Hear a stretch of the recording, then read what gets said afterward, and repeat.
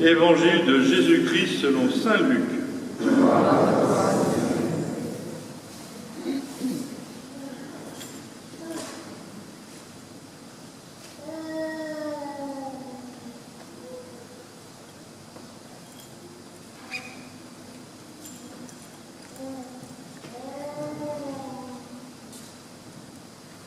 En ce temps-là, Jésus disait à ses disciples en parabole: un aveugle peut-il guider un autre aveugle?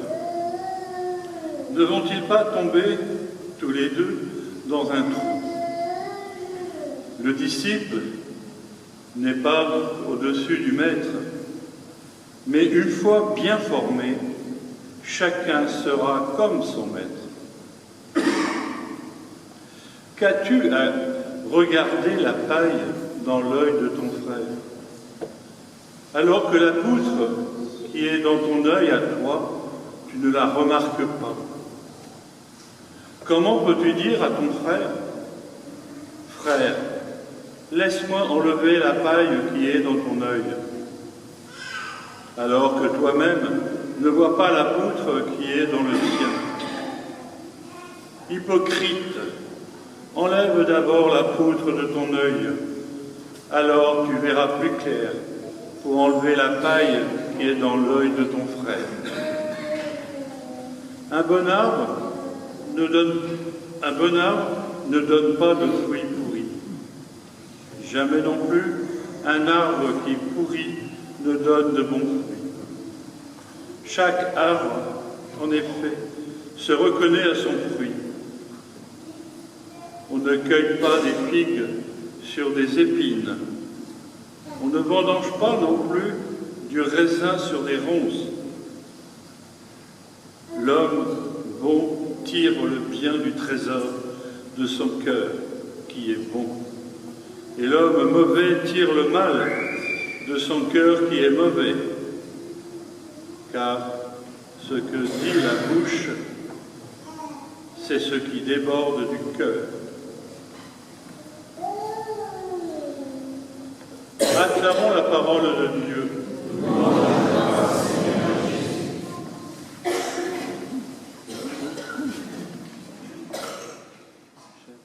La parole de Dieu qui nous est proposée aujourd'hui à notre méditation nous invite à faire une relecture sur notre façon de vivre le discernement et notre humilité.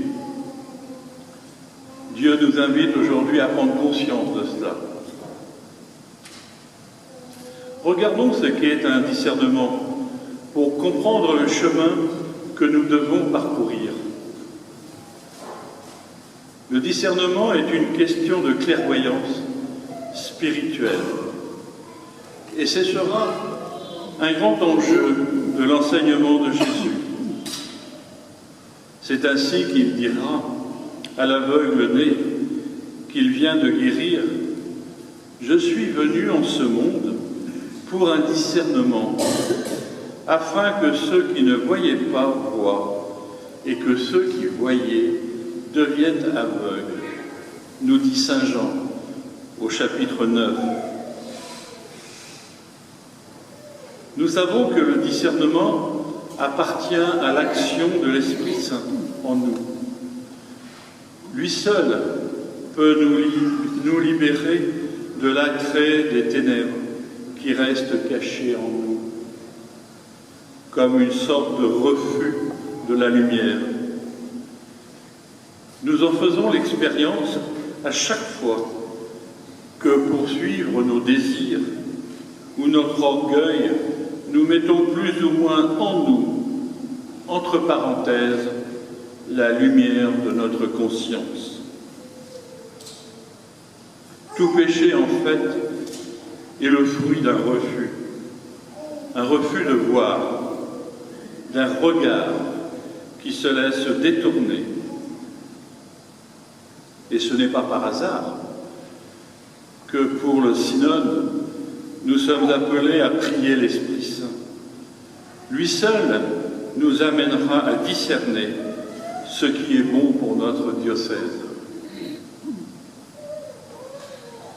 Dès la première lecture de Ben Sirac, le sage, nous sommes mis dans le bain de cette relecture.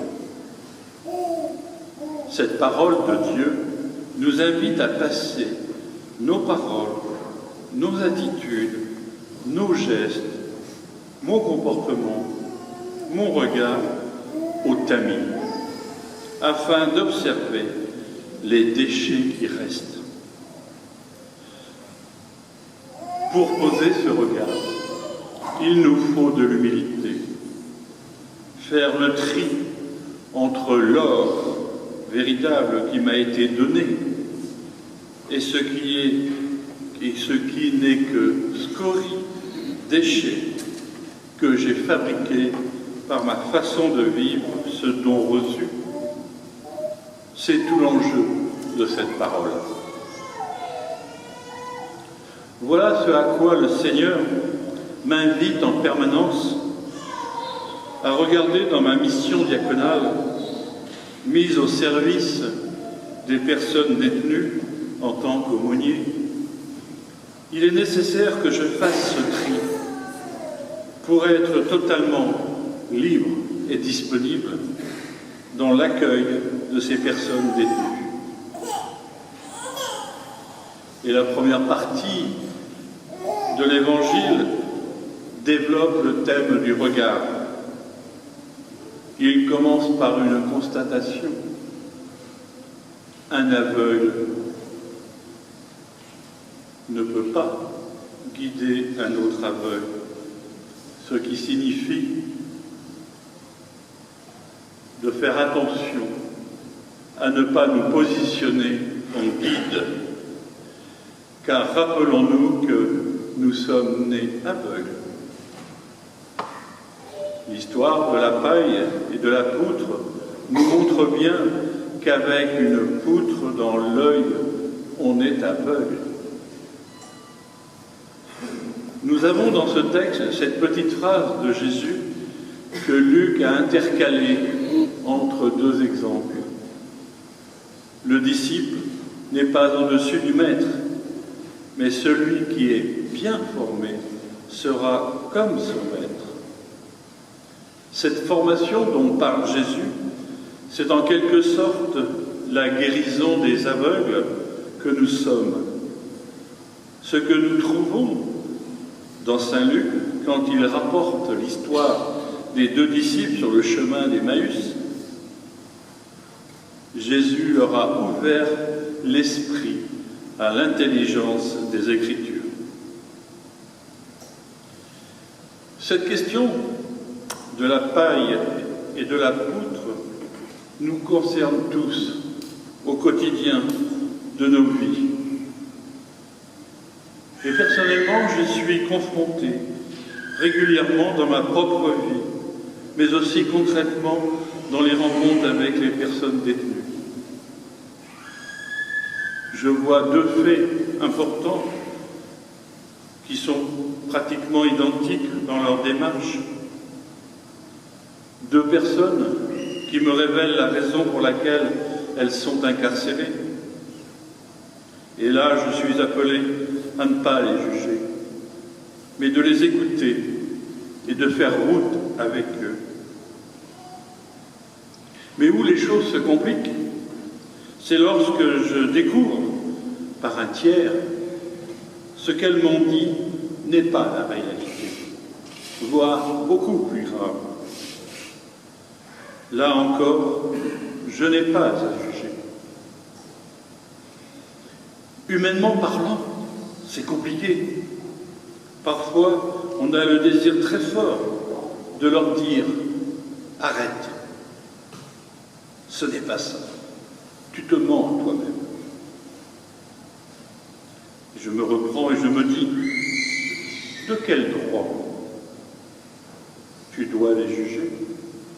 De quel droit tu te prends pour Dieu? » Oui, chercher la paille dans l'œil de l'autre, c'est se prendre pour Dieu.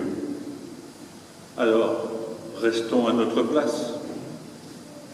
Des exemples comme cela, vous en avez tous plein la tête. Cet évangile rejoint aussi notre Église dans ce qu'elle vit actuellement. Tout au long des siècles, elle a connu des crises très graves, des hérésies, des abus, des contre-témoignages de toutes sortes. Mais le Seigneur a toujours mis sur sa route les personnes qu'il fallait pour l'aider à se remettre en accord avec l'Évangile. Dans les moments dramatiques, des grands témoins de la foi ont donné le meilleur d'eux-mêmes. À travers eux, c'est l'appel du Seigneur qui retentissait. Convertissez-vous. Croyez à l'Évangile. C'est ce que nous allons entendre mercredi prochain à la célébration des Cendres. Nous, chrétiens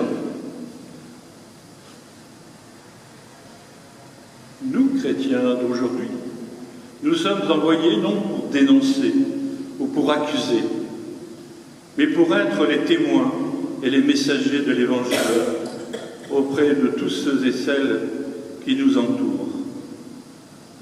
Le Seigneur nous assure de sa présence. Nous pouvons toujours compter sur lui, même dans les situations les plus désespérées. Oui, au sein d'une humanité blessée, souffrante, malade, nous avons besoin aujourd'hui d'un vrai regard de foi, d'espérance sur les autres, sur nous-mêmes et sur Dieu. Et c'est dans l'écoute de la parole de Dieu, dans le partage de la parole de Dieu, dans la méditation de la parole de Dieu, que nous découvrirons le chemin de la charité. Mais n'oublions jamais que peu importe ce qu'a fait l'autre, il restera toujours aimé de Dieu.